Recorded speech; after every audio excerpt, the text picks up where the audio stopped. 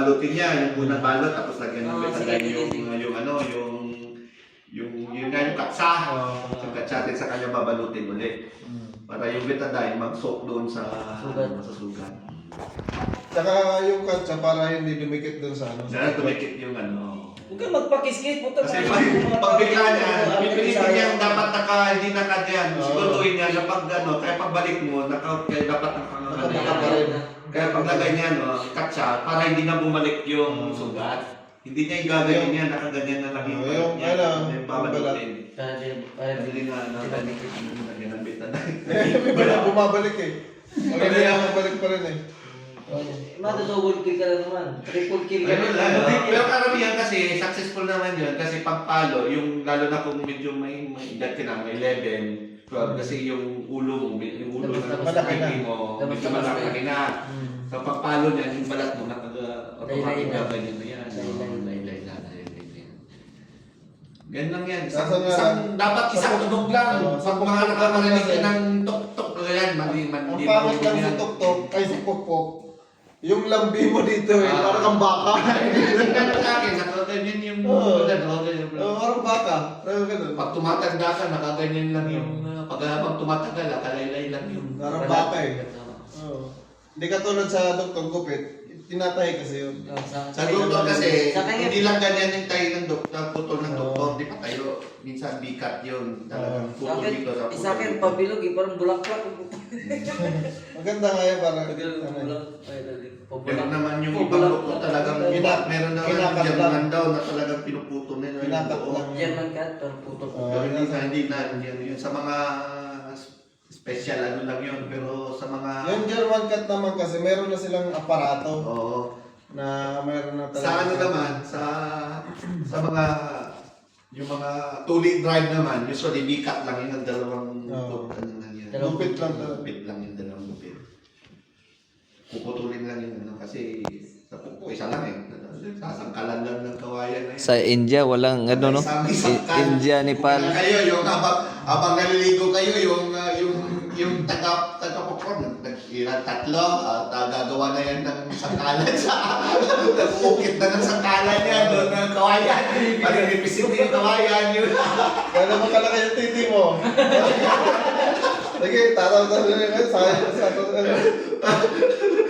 Tawagin ni EJ kayo, pasinusin mo lang. Tapos yung labahan niya, may dala-dala niya yung may dala-dala niya yung pangasa, yung leather lang yan, yung pangasa niya. Leather na lang, sinturon. Sinturon, yun, pangasa niya, ganyan. Bababad sa pool. Dali na! Okay na! Sa amin, ano lang, blade. Sangkalan. Yung pinapalos, tas saksakan ng naka-slide na biyabas. Binalik yung balat, hiniwa sa taas. Parang pukpok din. Pero blade lang.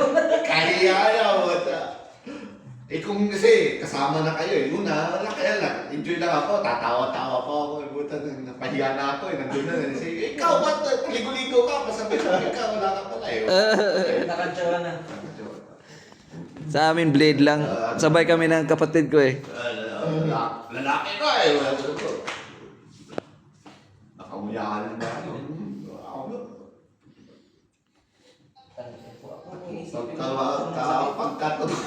ang tutulog ka, nalalakad ka na. Ganun ka sa iyo.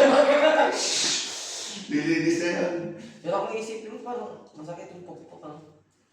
Bigla kasi kayo. Hindi masakit. Bigla kasi. Ang sakit nun, pag uwi mo na ng bahay. Mga kamatis yun, sigurado. Oo, ganoon din naman sa anesthesia. Pag wala anesthesia mo, ang sakit na. Kasi, Kaya naman kasi nabibigla ang experience yun. Mas nabigla ako. Na-shock ako sa bigla ba yung...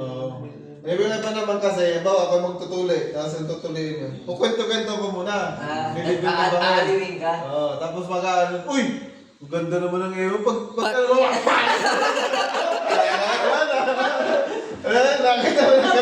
Sa amin, kita talaga. Kasi gaganon kami. Titingnan lang. Yung pinapalos yung oten. Nilagyan ng naka-slide na putol na biyabas. Tapos binalik yung balat. Hiniwa lang sa blade sa taas. Parang pukpok lang din style. Okay lang yan. Basta may sangka. Sigurado ko may sangkalan yan. Nasangkalan nila yan. Tapos makakot yung blade. Tapos Gaganon siya. gaganon siya. Hindi mo na. Mabibigla ka.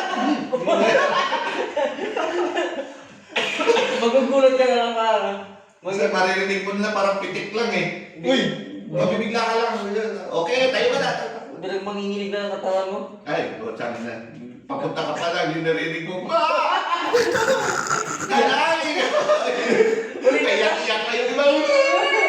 Sumikat na. Wala ka pala eh. At mahirap doon, yung mga meron eh. Tawag doon pa eh. Yung mga matatanda na, nandun eh.